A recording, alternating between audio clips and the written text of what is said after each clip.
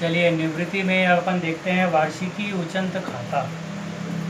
वार्षिकी उचंत खाते के बारे में बताया था आप लोग को कि इसका भुगतान 3 प्रकार से किया जाता है।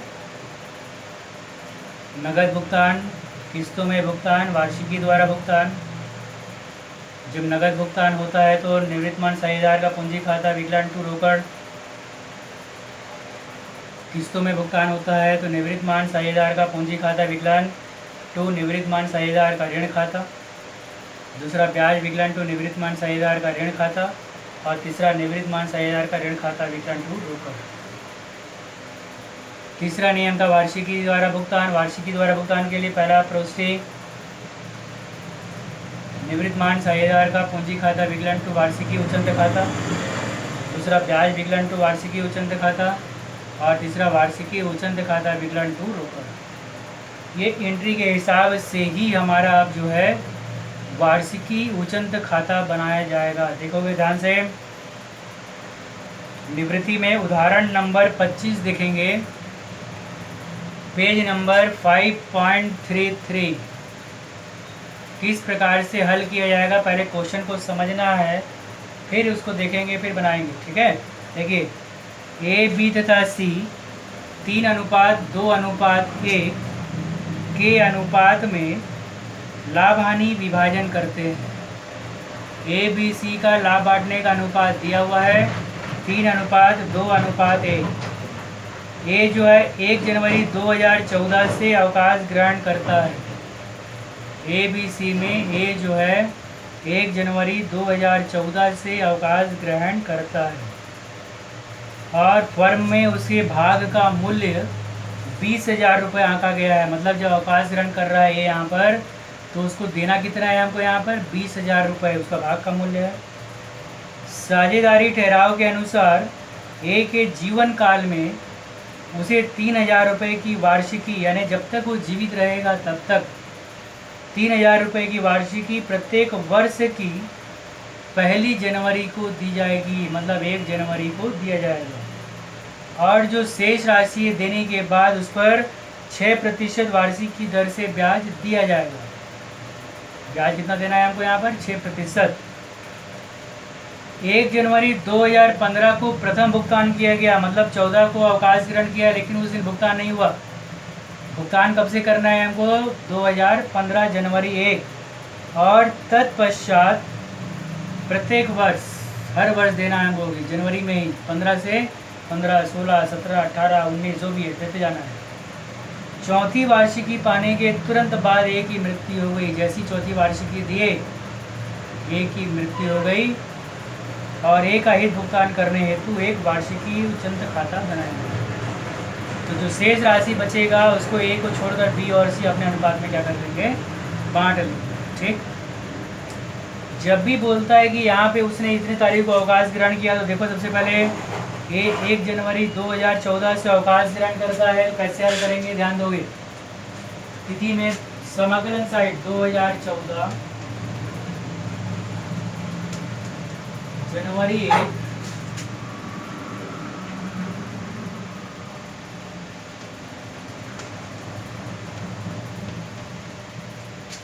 समाकलन साइड पहला काम करना है 2014 जनवरी 1 22 शेष लाया गया और दे राशि कितना है उसका यहाँ पर बोला है 20,000 रुपये आंका गया है, तो 20,000 रुपये ले आ लेना।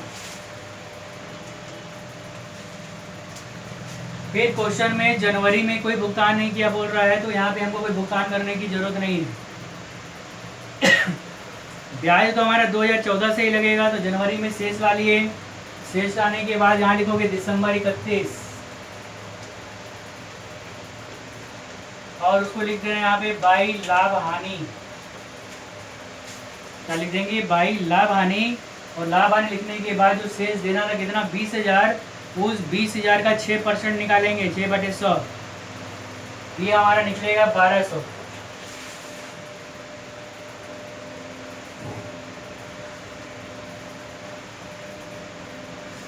अब ब्याज जोड़कर उसकी राशि कितनी हो गई 21,200। इतना रुपए हमको देना है, किसको देना है, ए को। ठीक, अब यहाँ लिखोगे दिसंबर 31 में ही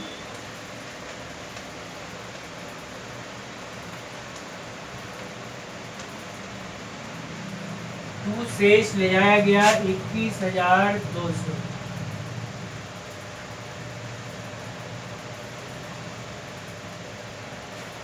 शेष ले जाया गया मतलब हमको ध्यान में रहेगा इतना राशि हमको इसे देना है, ठीक है। अब चलते हैं 2014 के बाद 2015 जनवरी 1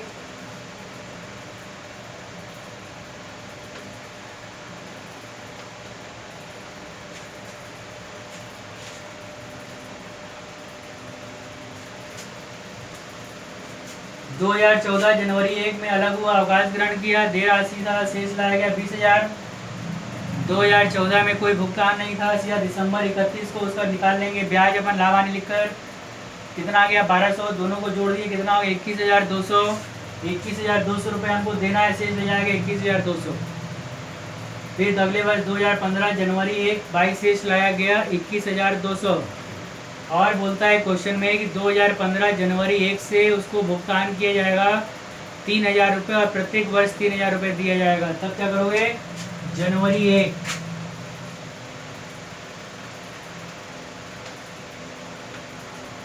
टू रोकड़ 3,000 दे दिए। 21,200 में से 3,000 रुपये हम दे दिए। देने के बाद दिसंबर 31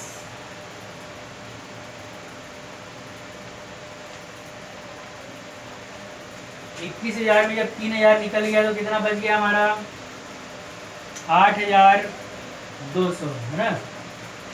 रफ कार्य कर लेना, 21,200 माइनस 3,000, 0 0 2 11 में 3 गया 8 और ये हो गया ये 18,200 रुपये बचा। कितना बचा 18,200 रुपये।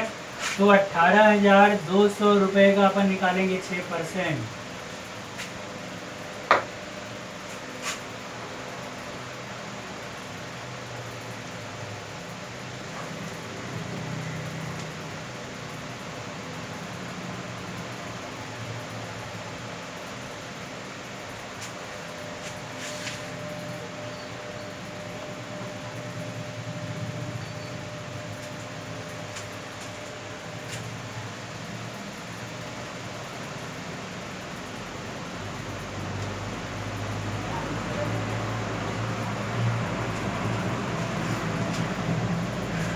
यहाँ ध्यान देंगे 21,200 देय राशि आ गया, शेष वाले 21,200। फिर बोलता है कि 2015 में जनवरी में भुगतान कर दिया, तो जनवरी 1 टू रोकड़ 3,000 भुगतान करने के बाद 21,200 में से 3,000 रुपये हम दे दिए। देने के बाद जो शेष राशि बचेगी, कितना बचा 21,000 में 3,000 घटा दिए तो 18,200। उसका फिर शेष राशि का 6% निकालेंगे, कितना आएगा भाई लाभानी 1,092। इतना निकालने के बाद अब इसका योग करेंगे, योग करने के बाद 3,000 घटाएंगे, या घटाने के बाद जो आएगा वो शेष राशि निकल जाएगी, ठीक है। अब अपन घटाते हैं यहाँ पर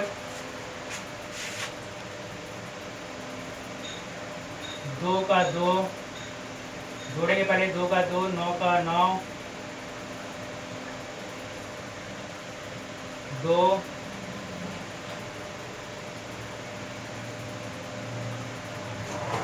ये आ जाता है हमारा यहाँ पर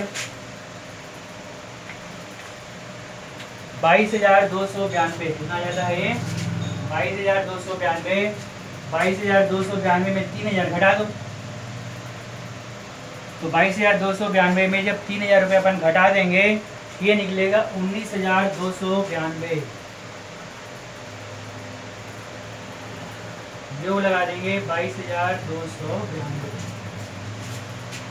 यहाँ तक फिर से एक बार समझ लो। 2014 का अलग हुआ, शेष लाया गया 20,000। 2014 में कोई भुगतान नहीं था, इसका 6% निकाले दिसंबर 31। भाई लावानी कितना आ गया 1200, योग लगा दिए 21,200। दिसंबर 31 शेष ले जाएगा 21,200। अगले वर्ष 2015 जनवरी 1 कितना देना है 21,200। 22 शेष लाया गया 21,200। फिर यहाँ बोलता है कि जनवरी में 2015 में भुगतान कर दिया है 3,000, तो जनवरी 1 टू रोकड़ 3,000। जब भी भुगतान करेगा विकलन पक्ष में लिखना है, ठीक है। अब 21,200 में जब 3,000 दे दिए तो माइनस किए तो बचा 18,200। शेष राशि का 6% निकालेंगे 18,200 का, ये आएगा लाभ हानि 1092।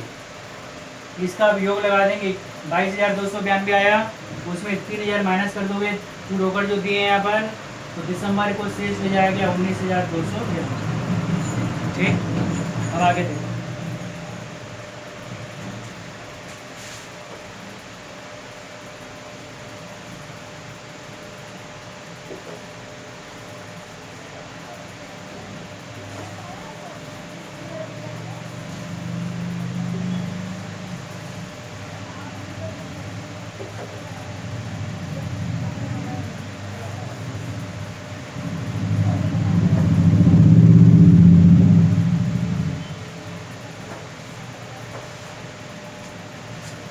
अब वही क्रम में, उसी क्रम में हमको करते जाना है काम।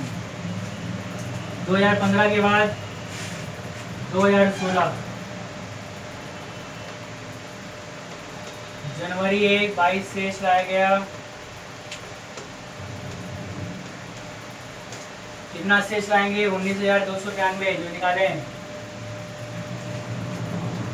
जनवरी में ला लिए शेष अपन 19,292। फिर यहाँ पर जनवरी 1 टू रोकड़ कितना दे दिया? 3,000। 19,292 में 3,000 दे दिए अपन। फिर दिसंबर 31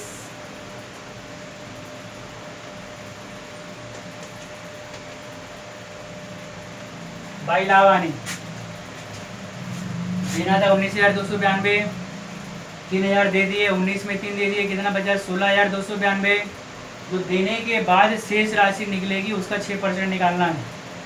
तब यहाँ पे अपन 3,000 दे दी जब 19,292 में से, तो शेष बचा 16,292, उसका निकालोगे 6%, तो ये आएगा आपका 978।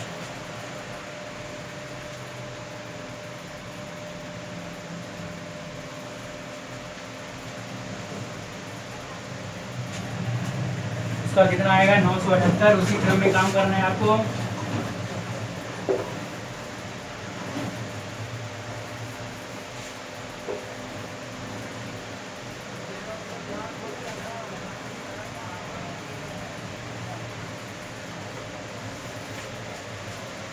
ये क्रम हमारा उसी गति से चलता जाएगा। अब 19,292 प्लस 978 दोनों को जोड़ दो तो ये हो जाएगा आपका 20,270। कितना हो जाएगा? 20,270। 20,270 में 3,000 घटा दोगे, ये आ जाएगा 17,270। कितना आ जाएगा ये? 17,270 दिसंबर 31।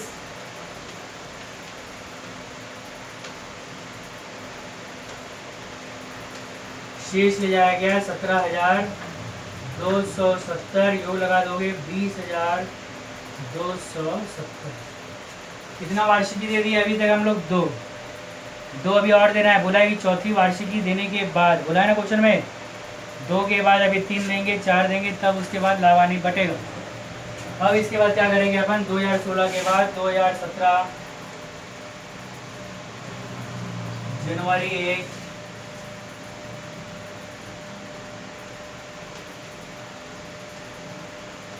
शेष लाया गया। कितना लाएंगे शेष अपन? 17,270। फिर 2017 में ही जनवरी 1 टू रोकड़ कितना दे देंगे उसको अपन यहाँ पर? 3,000। फिर दिसंबर 31 बाई लाभ हानि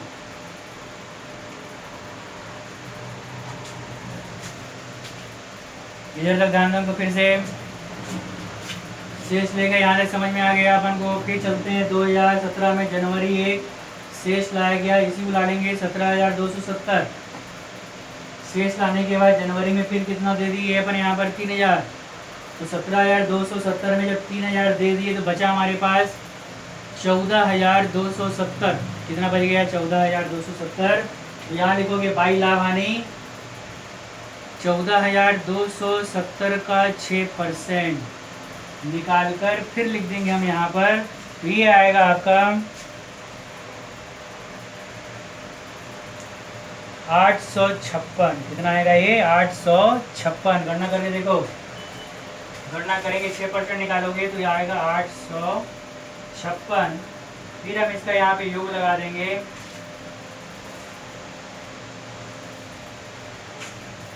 17,270 माइनस ये 3,000 तो 14,270 आया। 14,270 का 6% निकाले तो ये लाभ आने आ गया 856। फिर इसका योग करके 3,000 माइनस कर देंगे तो हमारा दिसंबर 31 को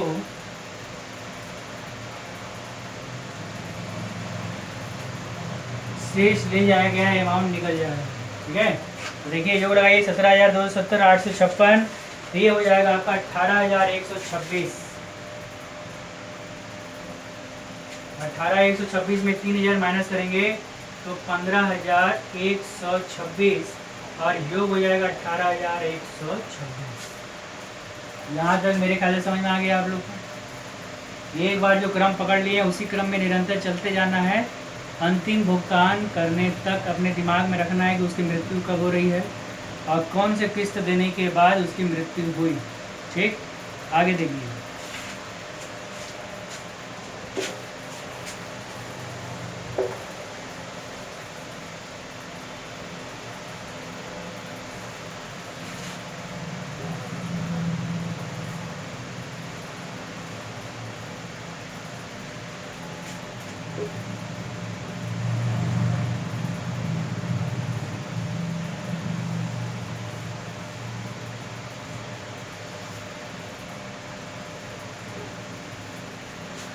सत्रह के बाद देखते हैं अपन 2018। सबसे पहले जनवरी 1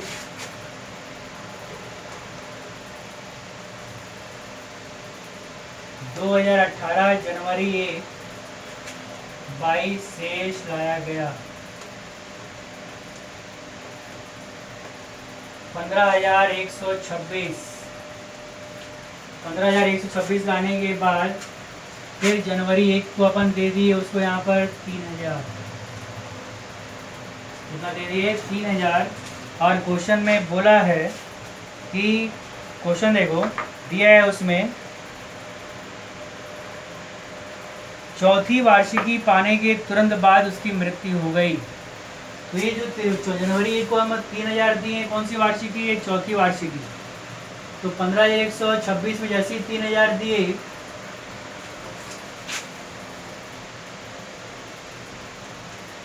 टू रोकड़ जैसे ही 3,000 दिए तो उसकी मृत्यु हो गई।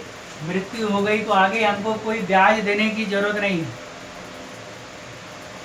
तो 15,126 में 3,000 दे दिए तो बचा कितना हमारे पास? 12,126। 12,126 को इसी डेट में 2B और 2C, B और C क्या करेंगे? उसको अपने अनुपात में बांट लेंगे। तो A के जाने के बाद B और C का अनुपात क्या बचा देखोगे? 2:1।